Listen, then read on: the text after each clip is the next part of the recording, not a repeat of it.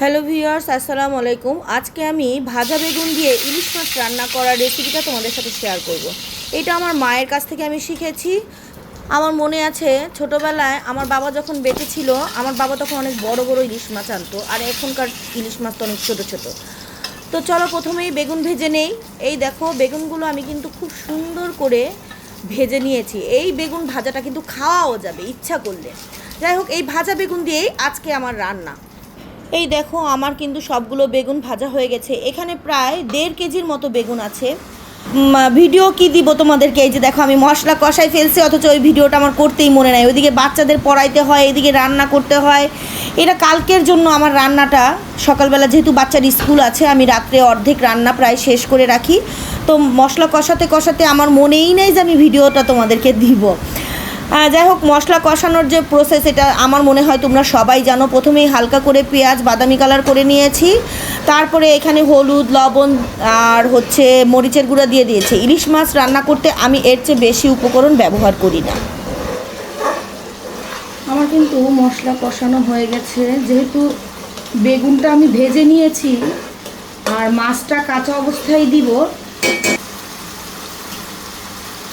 কাঁচামরিচ দিয়ে হালকা একটু নাড়াচাড়া করে দিলাম। এখন আমি মাছটা দিয়ে দিব। মাছ দেওয়ার পরপরই একটু পিঠটা উল্টে দিব হালকা করে। খুব নরম হাতে করতে হবে, নয়তো মাছ ভেঙে যাওয়ার সম্ভাবনা থাকে। ঠিক এই সময় আমি মাছটা একটু সাইড করে নিব।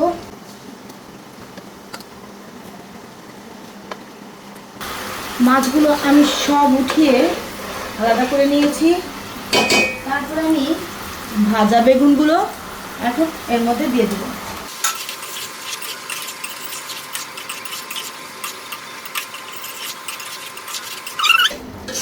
খুবই ভালো করে কষবো। বন্ধুরা, এই 1 পিস বেগুন আর 1 টুকরো মাছ দিয়ে তুমি কিন্তু 2 প্লেট ভাত খেতে পারবা। মাছগুলো, বেগুন কষানো হয়ে গেছে। এখন আমি মাছগুলো আবার সুন্দর করে এটার উপরে সাজিয়ে দিব। চুলার আঁচটা একটু কমিয়ে দেব।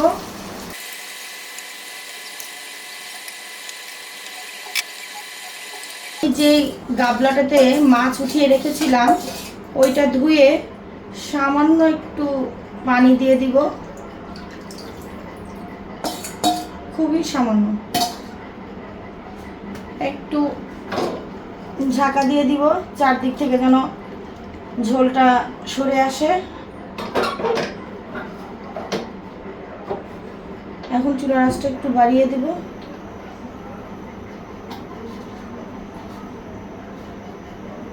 ইলিশ মাছের পেট, এটা কি তোমরা খাও? আমার এবং আমার বরের কিন্তু খুবই পছন্দ। এটা একটা সাইডে দিয়ে দিব। এটা আগে দিলে গলে যেত, তাই আগে দেইনি। একটা সাইডে দিয়ে দিলাম।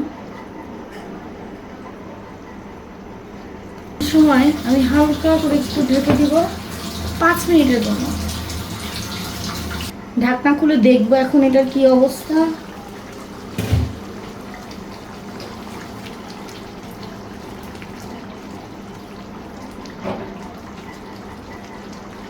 তরকারিটা খুব হয়ে গেছে, খুব সুন্দর হয়েছে।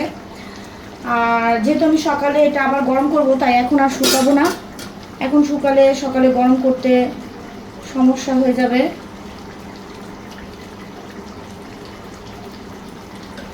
তো এই ছিল আমার বেগুন আর ইলিশ মাছের তরকারি। হ্যাঁ, আরেকটু কিন্তু মাখা মাখা হবে, এটা কিন্তু তোমরা খেয়াল রাখবা। ঝোলটা আরেকটু টেনে নিব আমি সকালবেলা, এতটা ঝোল থাকবে না। ঠিক আছে, এই ছিল আমার ইলিশ আর বেগুনের ঝোল তরকারি।